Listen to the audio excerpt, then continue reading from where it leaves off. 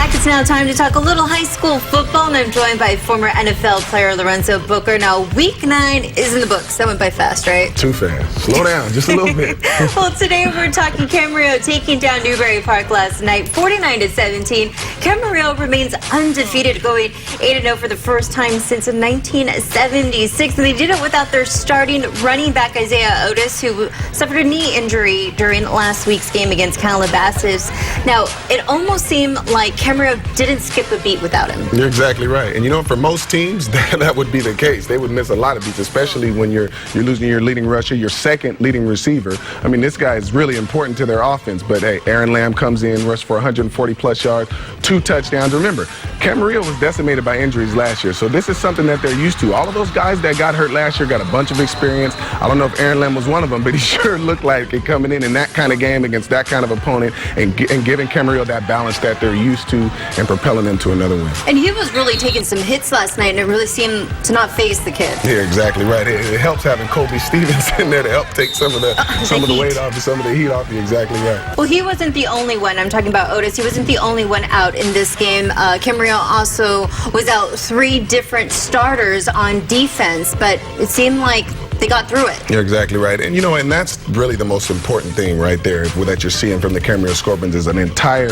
change in mindset, the whole culture. And you got to credit Jack Willard for that. When you're losing 3 defensive starters, 2 linebackers, 1 corner, going up against a team like Newbury Park, who's known for going down and scoring points, and that monster they got at quarterback and Cameron Rising, that's a tall order. 17 points. I know Newbury Park came and scored in their first drive, but the defense came out in the second half. Willard made adjustments. They caused a turnover on Newbury Park's first drive, and they did not score another point. All 17 points came in the first half for Newbury Park. They didn't score again.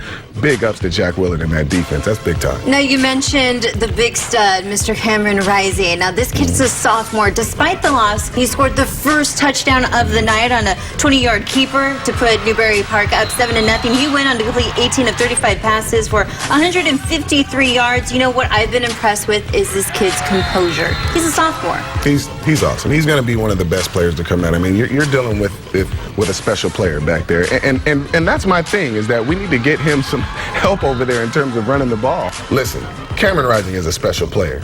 You know, that it goes without saying, but at some point they're going to have to get this guy a running game. I mean, it's just too much to ask him to go out there and lead the team in rushing and receiving and think you're going to be able to come out with a win against teams like Camarillo, against teams like Westlake, who are very well coached. And now on the flip side, Camarillo is balanced. Their offensive line is used to running and pass blocking, and it makes it a lot harder on the defense when you don't know what's coming at you. Matter of fact, on that offensive line, Big J Henry, number 72, right guard, and defensive stopper on short yardage situation, just got a scholarship offer from Northern Montana State. So that just let you know how much pride they take in blocking. Congratulations to that kid. And the offensive line, I mean, the numbers show with Jake Constantine just last night, 19 of 26 passes for 343 yards, 4 touchdowns. So this kid continues to be impressive every week. Without a doubt. And still blows my mind that he does not have a Division I. I know. I don't understand. I know. I don't think anybody in the county understands balling, it. It'll come. Just exactly. Keep on balling, Jake. Well, Camarillo, it doesn't get any easier for them. Next week they will take on Thousand Oaks in TO, mind you. Their only loss, Thousand Oaks, is from Oaks Christian, who is a powerhouse, as we all know. Without a doubt. They're undefeated as well. But you know what? I think at the beginning of the year and really through most of the season, we thought that TO was up and coming. They're a formidable opponent until they met Oaks. And Oaks, that game wasn't close. Oaks put it on them pretty quick. So I honestly don't think that game is going to be as good or as close as people think. Obviously, TO, they're a good opponent, but Camarillo, from top to bottom, coaching, special teams, offense, defense, they are the best team, complete team in the county. I haven't seen anybody play better football altogether than them. I haven't seen collectively. Very well disciplined, I will have to say. That team, very well disciplined. Well, thank you so much. That's a look at sports and news will return right after this.